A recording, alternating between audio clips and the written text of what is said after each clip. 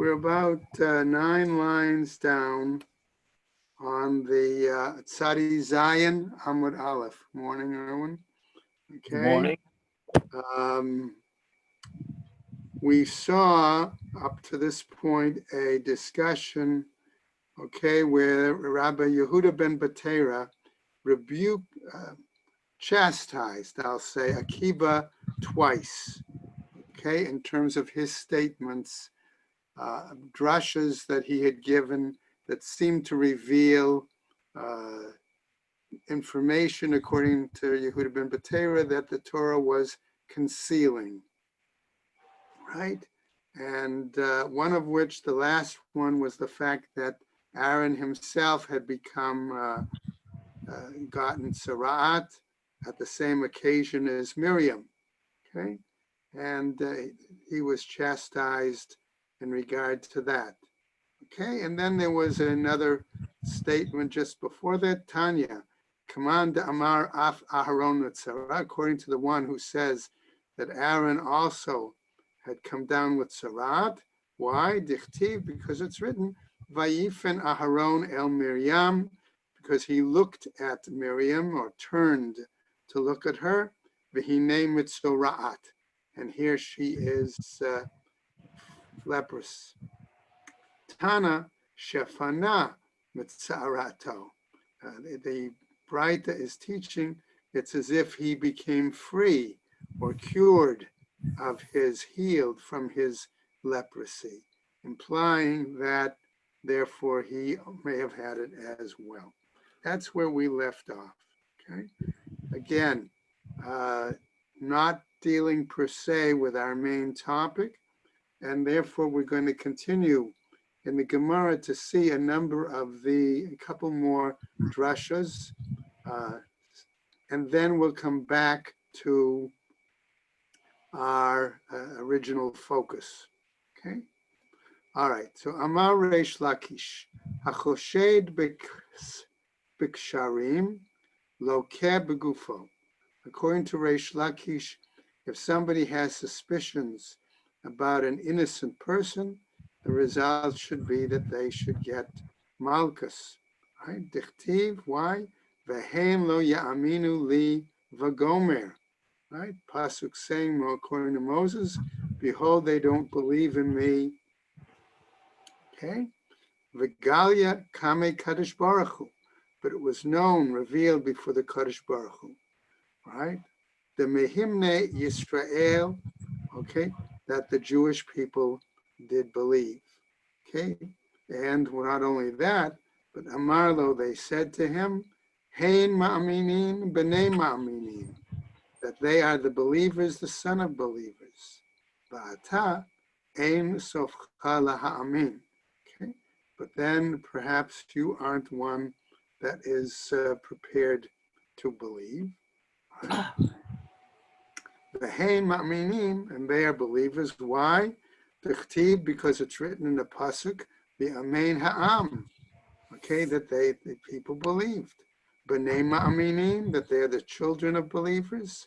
V'hamin b'Hashem, and they believed in Hashem. Right? Ata ein sofcha laha'amin, but then are you going to ultimately not believe or disbelieve? Shnei amar, Ya'an lo ha'amantem bi v'gomer. Okay, challenging that because you didn't believe in me. Okay, in other words, remember that's what the Shem said to Moshe because he struck the rock. Mimai delaka, on what basis then would one be smitten? Dichtiv, vayomer Hashem lo od habana yadcha v'cheikecha v'gomer. Okay, implying that Moshe too had been punished in a sense because when he put his hand, excuse me, sorry, into his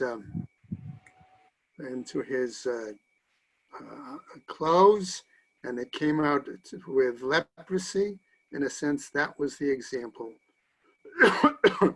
that Moshe was punished as well.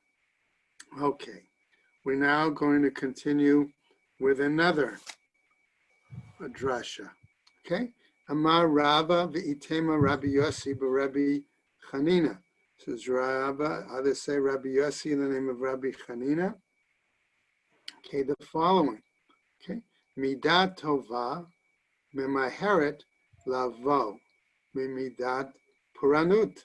Okay, that it's possible that the reward or compensation for good comes more quickly than punishment. Okay, the ilu b'midat puranut, because in regards to punishment, what does it say? Ktiv v'yotzi eha.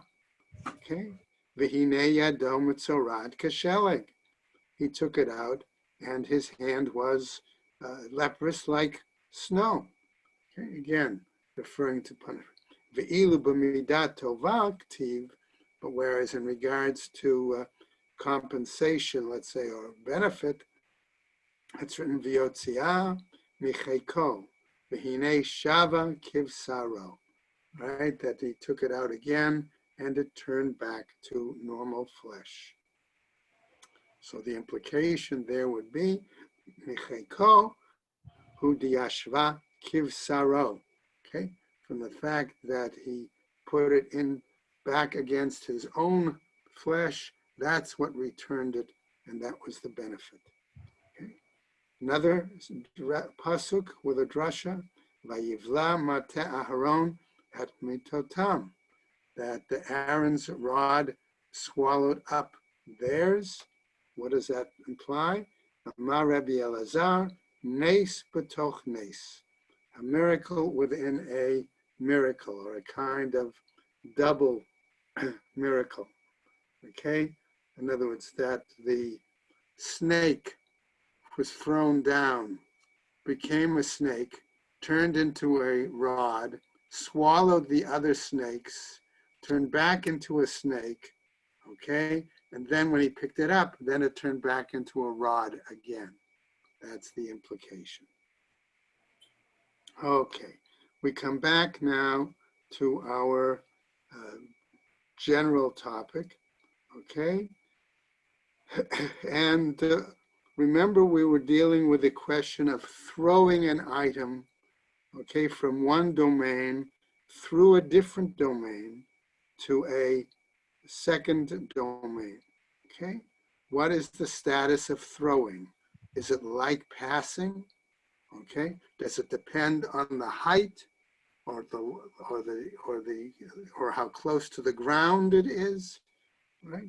So we're now going to explore this topic at some length. So our Mishnah said, "Mirishut yachid l'rishut yachid v'chulei," from one private domain to another. And remember, the example the Mishnah gave was balconies, either balcony, okay, facing another balcony, and the Rishus Harabim, the street, the thoroughfare was between them. That was one example. The other was if you had two balconies on the same level, on the same side of the street, okay? What about that situation, okay? So let's pick up now. By Rava, okay, says Rava, raised the following question. All right. Lamata me asara plige? Are they arguing about the item being thrown below 10 tfachim? Ubaha pligi. Okay. Maybe this is what, okay, they're really arguing about. All right. Demar savar amrin and kluta kama shohuncha. That one master, okay, says the fact that an item, that it's kluta, which is directly translated means caught up or held up. But the implication is an item that's in airspace, okay, considered equivalent to being at rest. Okay? So that's the question. All right? So one would seem perhaps Rabbi Akiva might hold that that's the case. Umar Savar Lo Amrin and Kluta kama shehuncha. And the other, okay, namely the sages would say that it's not at rest.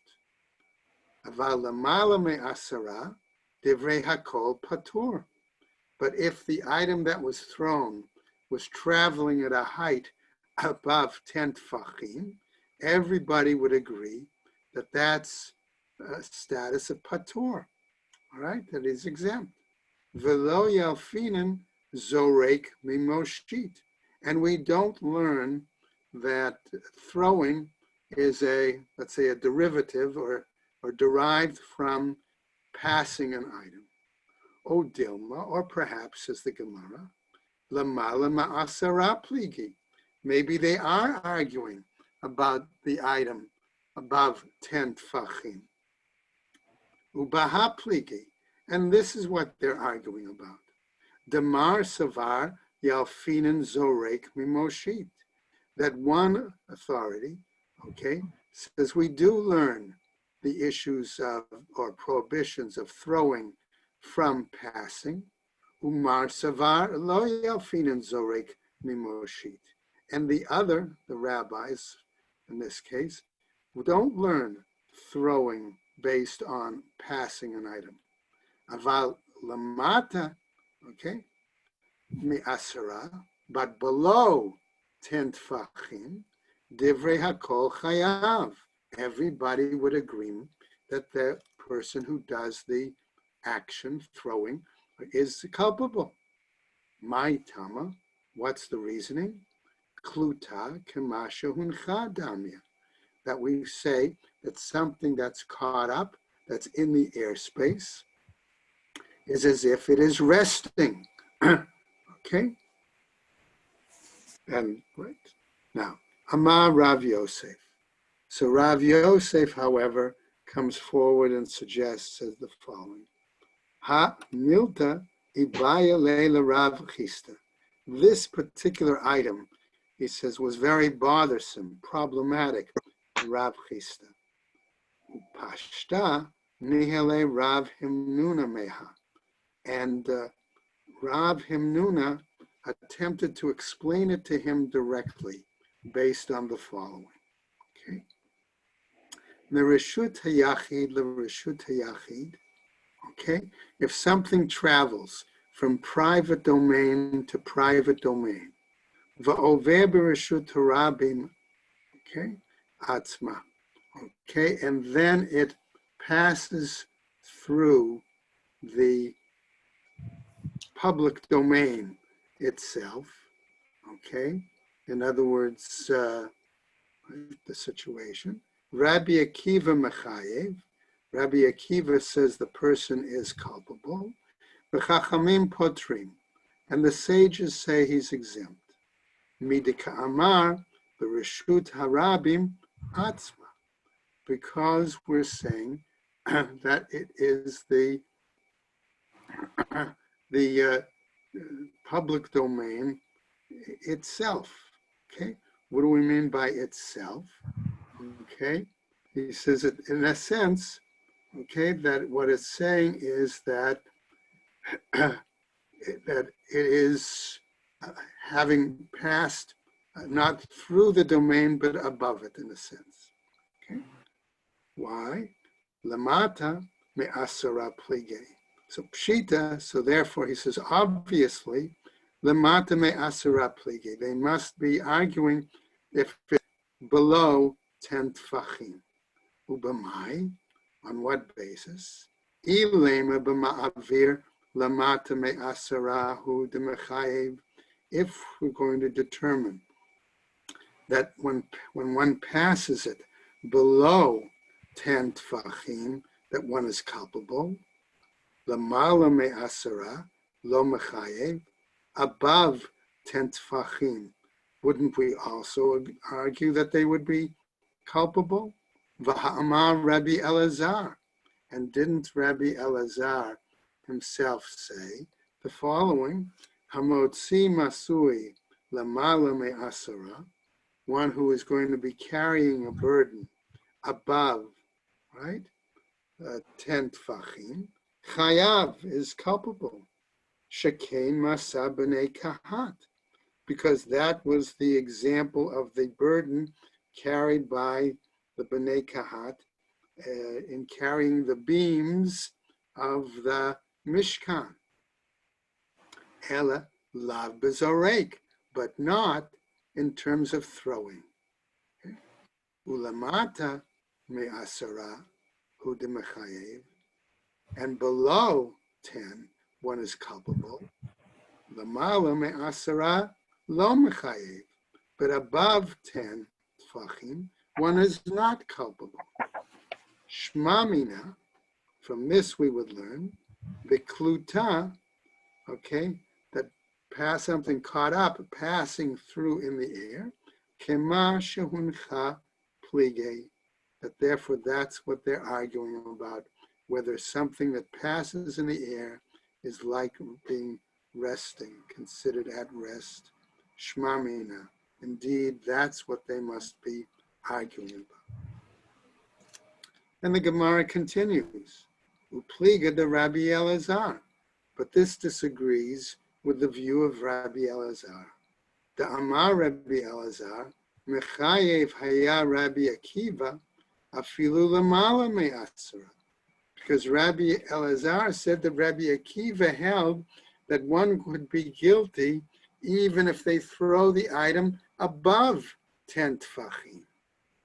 V'hai the Katani Reshut Harabim Atzma, and the fact that they taught the public domain itself, right above that, Lahodiacha Kochan de Rabbanan. That shows the strength of the rabbis who say that in that case the person would be patur. Upliga the Rav Chilkia, and this also disagrees with Rav Chilkia Bar Tuvi, the Amar Rav Chilkia Bar Tuvi, Toch Shlosha, Divrei HaKol Chayav, that within 3 tfachim, everybody is in agreement, right, that one is culpable. Lamala me'asara, Divrei HaKol Patur. Above 10 tfachim, everyone is in agreement that is exempt. Mishlosha va'ad asara, but from 3 to 10 tfachim, banu lemachloket. That's where we come to our argument. Rabbi Akiva Rabbanan, the argument between Rabbi Akiva and the rabbis. Okay, continuing now, all right, we find the following, Braita. Tanya Nami Hachi, and we have a Braita that teaches as follows. B'toch Shlosha, okay, within 3 tfachim, Divrei HaKol Chayav. Everybody is in agreement that the person would be culpable. Remember, they're talking about the concept of lavud here, okay, within 3 tfachim of the ground, okay. Lamala me'asara, above 10 tfachim, eino ela mishum shvut, okay, that would be the rabbinic prohibition of shvut, of not doing work. Ve'im hayu rishuyot shelo, says the Braita, and if both private domains belong to the same person, okay, let's take again our example of balconies adjacent one to the other, right? And they're still from one room off a balcony to another room of the same apartment, okay? Right? Mutar, that would be permitted. Mishlosha va'ad asara, okay, from 3 up to 10. Rabbi Akiva mechayev. In that situation, Rabbi Akiva would say he's culpable. The Chachamim potrin, and the sages would say he is exempt. Amar mar, okay, and the master has said, Im hayu rishiyot shalom mutar, and if he said that both private domains were his and it's permitted. Lema to you to the Rav. Shall we say then that this becomes a proof text against what Rav says? The Itmar, because in regarding to this, Shnei Batim, B'Shnei Tzadei Reshut HaRabim, two houses that were on the same two sides of the public thoroughfare. Rav Abar Rav Huna, Amar Rav, says in the name of Rav, Asur Lizrok Mizeh Ulezeh, that it's forbidden to throw from one to another.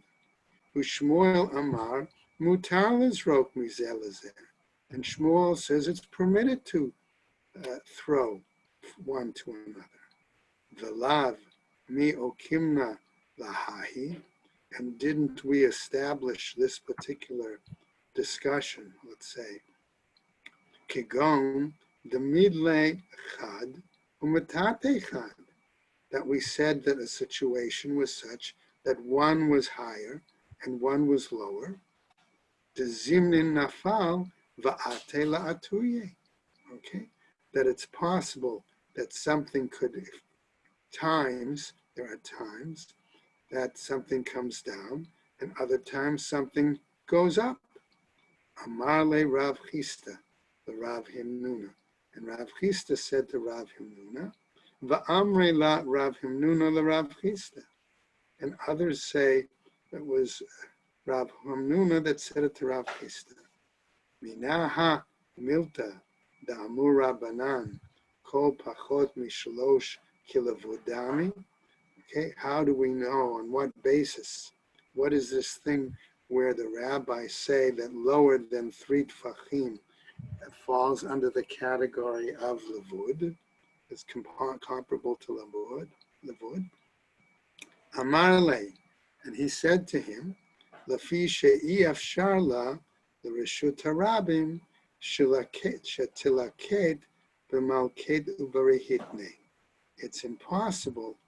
Why? He says because it's impossible to say that the Reshut Harabim, the thoroughfare below, can be totally smooth. It's always going to have some bumps in the road, so to speak, particularly if it was a dirt road, higher and lower, and so therefore it's going to fluctuate, okay? And as a result of that fluctuation, maybe it's really above 3 when they throw it, maybe it's below 3. That's part of the issue. Okay? Ihachi, if that's the case, says the Gemara, Shloshanami, then 3 also could be problematic. Right? The 2, and furthermore, Haditnan, isn't it taught in another Braita, Hamishal Shel Dafnot Milamala Lamata, that if one has a sukkah and they lower the walls of the sukkah from above to below, right? Im hein gvohin min haaretz shloshat tfachim, if they're 3 tfachim above the ground, psula, it is no longer valid. Hapachot mishlosha, if it's less, if the walls of the sukkah hanging from top down is less than 3 tfachim above the ground, kshera, it's valid. Okay. Hatam, hainu tama, mishum dahavya la mechitza, shagdiim bo inba. No, said the Gemara. Maybe that's not the issue of levud. Maybe it's a different reason that we say it's acceptable.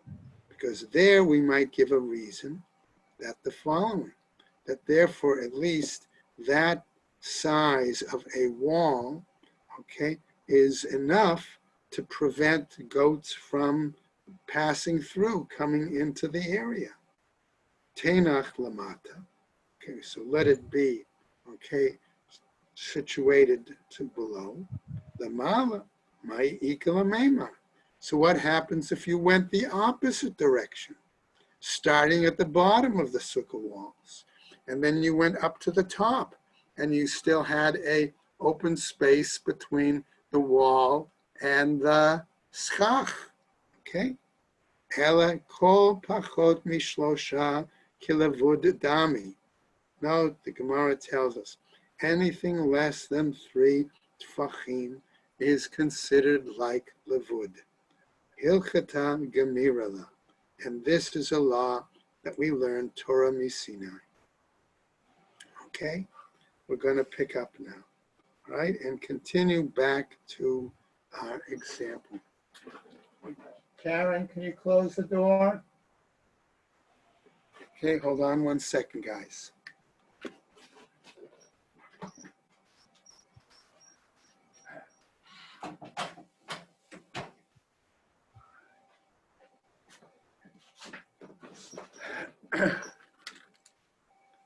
Okay, sorry about that. Okay, so now, Tanu Rabbanan. Let's pick up with a new bright. Right? Rishut Harabim, the Rishut Harabim, from one public domain to another public domain. V'harishut hayachid ba'emsa. And now we have this different scenario where it's the private domain is the intervening area between two public domains. Rebbe Mechayev, according to Rebbe, the person throwing an item in that situation would be culpable. V'chachamim potrim, and the sages would exempt. Rav u'Shmuel da Amrei Travayu, and Rav and Shmuel, the two of them are saying together, Lo chayav Rebbe ela bereshut hayakid mikora. Rebbe only said that the person would be chayav under those circumstances where the private domain was covered. The amrinan, because we say, beta keman demalya dami, because we say that a house, okay, is like it is full. In other words, anything thrown into that house, certainly is going to land on something. And therefore, that's the parallel, that something thrown through that Rishus HaYachid certainly might tentatively land on something. Aval she'eno mikora, but if it's not covered, lo, it's not the case. Amar Rav, says Rav Chana. Amar Rav Yehuda, says Rav Yehuda. Amar Shmuel, in the name of Shmuel. Mechayev haya Rebbe shtayim. That Rebbe would require, say he was guilty and therefore have to bring 2 chataos. Echad mishum hotzah, one because of carrying out, ve'echad mishum hachnasa, and one because of bringing something in. Now, Yativ Rav Chana v'kakashle. Okay, Rav Chana was sitting studying this, and it was difficult for him. Let's go on to Amud Beis. Lamemra the Mechayev Rebbe Atoleda Bimkom Av. This would seem to imply that Rebbe is obligating or saying the person is culpable for a subcategory of work jointly with the Av, with the primary category of work. Vahatanya. But aren't we taught elsewhere in a Braita? Rebbe Omer, Dvarim, Hadvarim. That Rebbe does, it gives a darshan.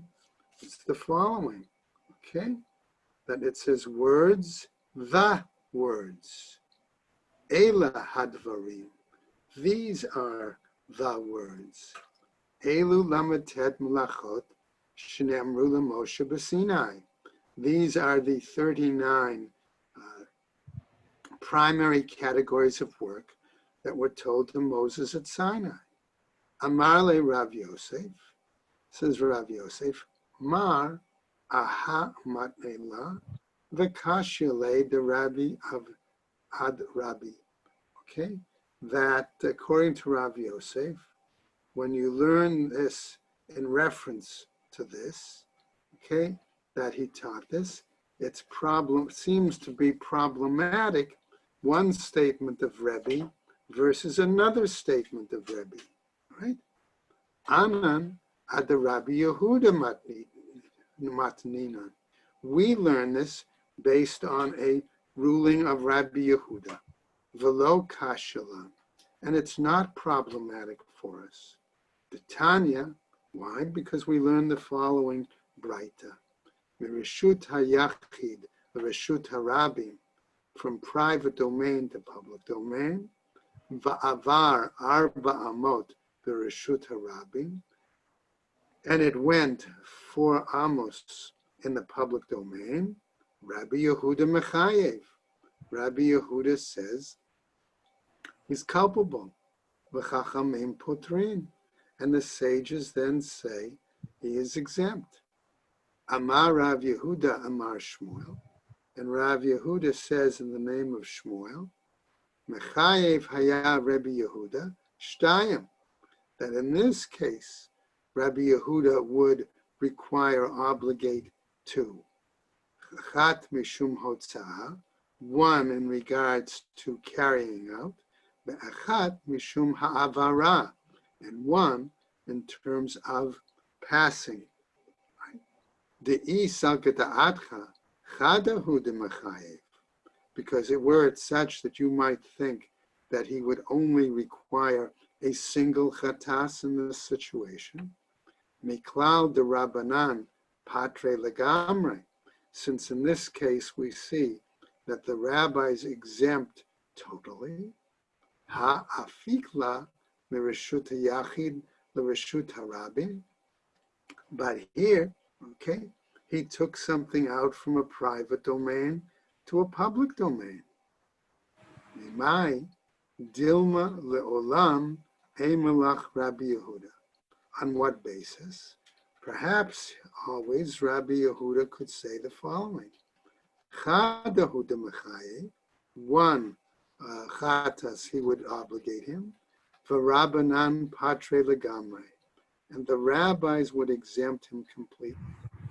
V'hechi mishkachet la, and on what basis would one find this? Kegon de amar ad nafka lev the reshut harabim tanuach, until he might say that when it went out of the public domain, did it then rest? Ubaha kemiflagei, and this is what they seem to be arguing about. The Rabbi Yehuda Savar, the Rabbi Yehuda is of the opinion, Amrinan Kluta Kemasha Hunacha. Okay, again, what we saw before, the concept that if it passes through the airspace, it's as if it's considered having rested. V'it avida le machshavto. Why? Because it's carried out his intended mindset. Okay, his intent was to transfer something, to pass it from one domain to another, and this was carried out. Rabbanan savre lo amrinan kluta kemasha hunacha. And the rabbis are not of the opinion that we say if something passes through the airspace, it's like it rested. Velo it avida le machshavato. And his mental intent of transferring was not accomplished. Aval atoleda b'makom av lo mechayev Rabbi Yehuda. But for the secondary category of work, okay, from jointly with the primary category, Rabbi Yehuda does not obligate him. Lo sakata adcha, that's not your opinion. Titania, okay, but it's taught in a Braita. Rabbi Yehuda mosif af hashovet, okay, that what happens, that Rabbi Yehuda, okay, is of the opinion that one can be mosif af hashovet v'hamedaktek, namely that on a loom, okay, one can line up the sections of a loom, okay? And in doing so, okay, the reeds on the loom are going to affect the warp and the woof of the loom, and therefore, as a result, by evening it out, one could be over, right? Amrulo shovet, harehu bichlal mesaf. Okay, but they challenged him, the rabbis, and said by lining up, by evening the warp and the woof, okay, what happens? You are, that's included in the of Mesach, of closing up that piece. Medaktek harehu bichlal oreg.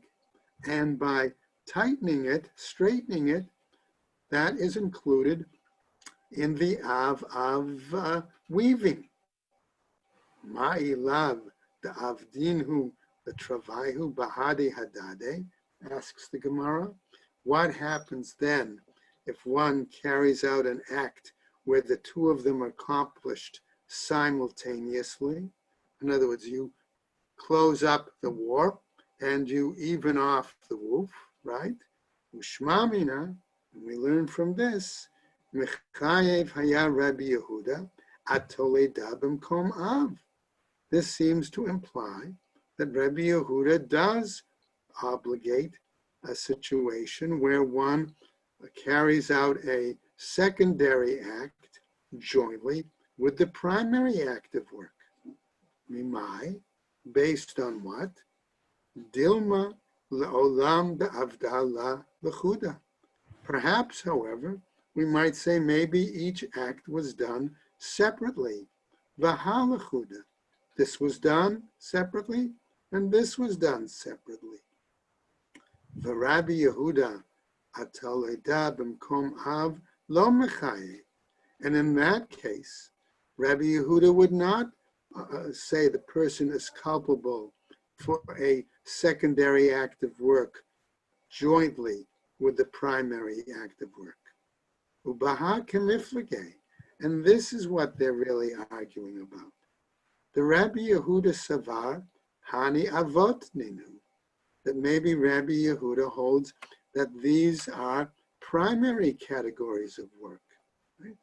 The Rabbanan Savrei, Hani Toledot Ninu. And the rabbis hold that these are secondary categories of work. Teda says, learn, know this. Okay? Says the Gemara, the following. The Katani, that it's taught, Rabbi Yehuda Mosif, okay? That where it says that he's adding to this, he's imposing a liability here. I amrad bishlema avot, mai mosif. If we're talking that they're both primary categories, excuse me, what is he adding? What is he imposing on? Okay? Mosif avot. Is it possible that one could impose more requirements on these primary categories? Ela iamrat toledot. If you're saying that there's second category level of work. Mai mosif. What again is he adding? Is he imposing on? Itmar nami. It also is said as follows. Okay. Rava v'Rav Yosef the Amrei Travai. What? I'm looking here. What is your problem? Okay. Rabba and Rav Yosef face. both agree. They say Lo Chayav Rabbi Yehuda Ela Achat. That Rabbi Yehuda only required the liability for a single chatas. Okay, let's go on. Amar le Ravina le Rav Ashi. Ravina says to Rav Ashi the following. Okay, Ulamai the Salig Adaatin Meikara the Mechayev Haya Rabbi Yehuda Shtayim. Why was our original assumption such that Rabbi Yehuda would require 2 chatos offerings. Ilahacha kavela lahacha lo kavela. Okay, either he required it, okay, for this, or he required it for that. Okay, in other words, he required it for picking it up, or he required it for putting it down. Okay, right. Lahacha kavela, lahacha lo kavela. If for this he established an obligation, a chayiv, for that he would not establish it. Amarle, so Ravina, Rav Ashi responded, Amarle, ba'omer kol machom shetirtzeh tanuach. Okay, what his intention was, wherever the person who threw it, wherever it would land, it would therefore be coming to rest. And therefore his intention would have been fulfilled of passing it from one domain to another. And that's why Rebbe would have required him in that situation to bring the chatas. Okay, let's now finish up a bit as we go toward a little further. Okay, Pshita, it's obvious, says the Gemara. Mitkavein lizrok, right? If his intention was to throw something shmona, 8 tfachim, let's say, or 8 cubits, vizarak arba, and he threw it 4 cubits, harek, it's ketav, shem mishimon.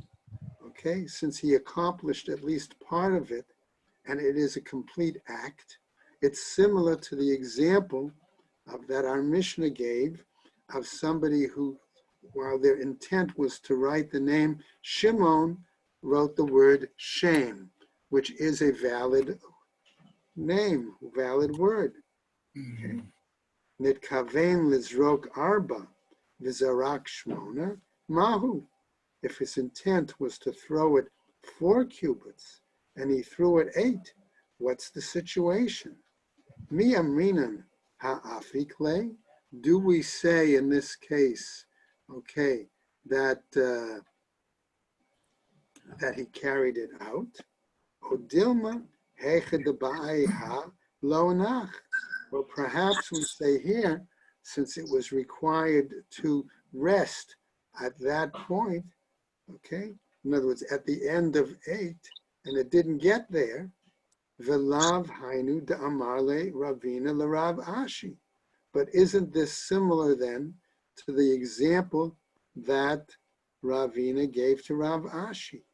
Va'amarle, and he told him, ba'omer kol makom shetirtza tanuach, where the possible that the person could have said, wherever it lands, wherever it rests, stops, then it's like resting.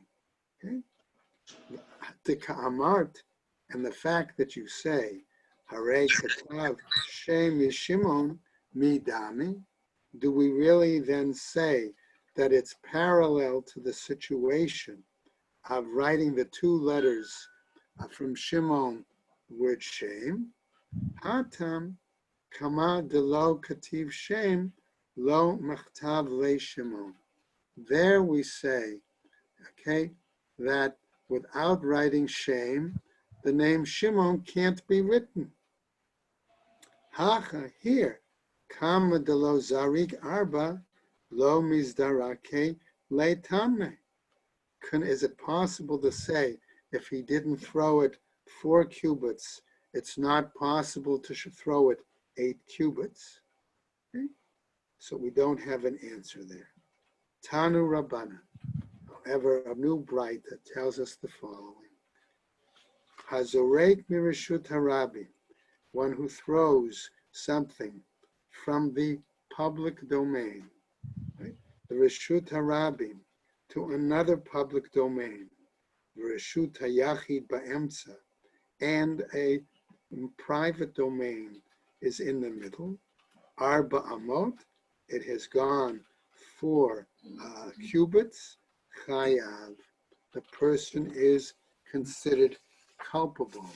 Let's just roll over the top for a moment. Pachot me'arba amot, less than 4 amot, patur. Then the person would be not culpable. And we'll stop right there, everybody. Okay? For Tzarichet for tomorrow. Okay? Everybody stay well. Take care. Thank you very much. Have a Okay, great thank you. Be well. Take care.